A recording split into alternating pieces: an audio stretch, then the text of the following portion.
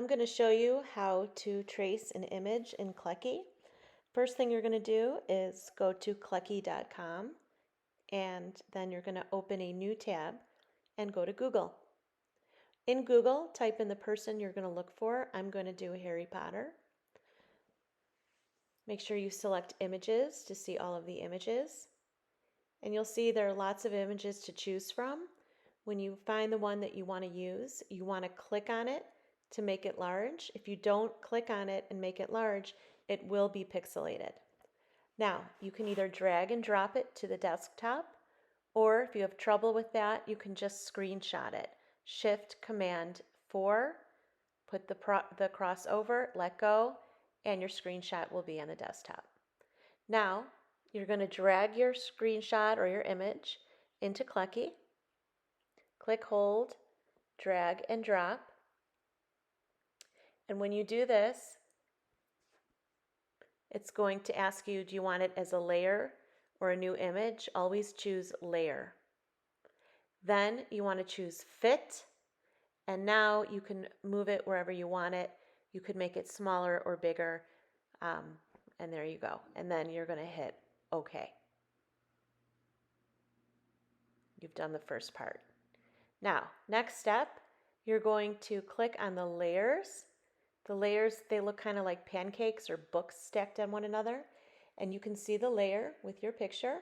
And you can use the dial to lower the opacity.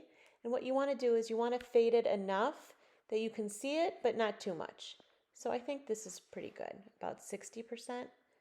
Once you've done that, you need to hit the plus and you have a new layer. It's really important that you're on a new layer. This is layer 3, and now you're ready to draw. Select your brush and select your color. I always start with black because it's easiest. You can see that and I'm using a size 4. And I'm going to trace in the best I can. Now, don't worry if your hand is a little bit shaky. It's okay. This is art. It doesn't have to be perfect. It shouldn't be perfect. I'm going to speed this up so you can watch me trace it.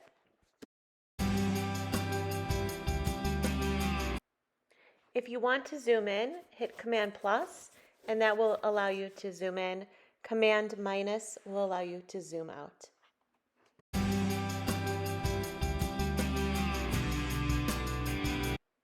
When you're done tracing, you want to see how it looks without the image in the background.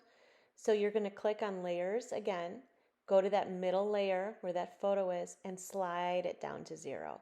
So you see you can slide it to 0, you can slide it up. You want to completely shut it off. So now it's my middle layer is at 0. Now I'm ready to color it in. For coloring it in, I like to use the paint bucket tool. If you look at where the paintbrush is, if you click on that, you can change it to paint bucket, and then you select whatever color you want on the color wheel. And I'm going to select kind of a brownish color for his hair. And you just, as long as your paint bucket is selected, you can click and it will fill. Now this is what I call a spillover. When that happens, that means that there's a break in your lines, in your outline. So you have to figure out where there's a tiny little hole. I see there's these tiny little gaps in the black in my outline. So you have to just close them up. Now, if you want to use a color you used previously, you can click on the eyedropper tool. And when you select the eyedropper tool and you put it over any part of the painting, it will pick up the color. So you can see I select the eyedropper and then I put my mouse over whatever color I want to replicate. And there it picks up the color, and then I can use the paint bucket tool however I want. So that eyedropper is a really good tool to use because you can go back, pick up the hair color. Now I have the right color, click and fill it in.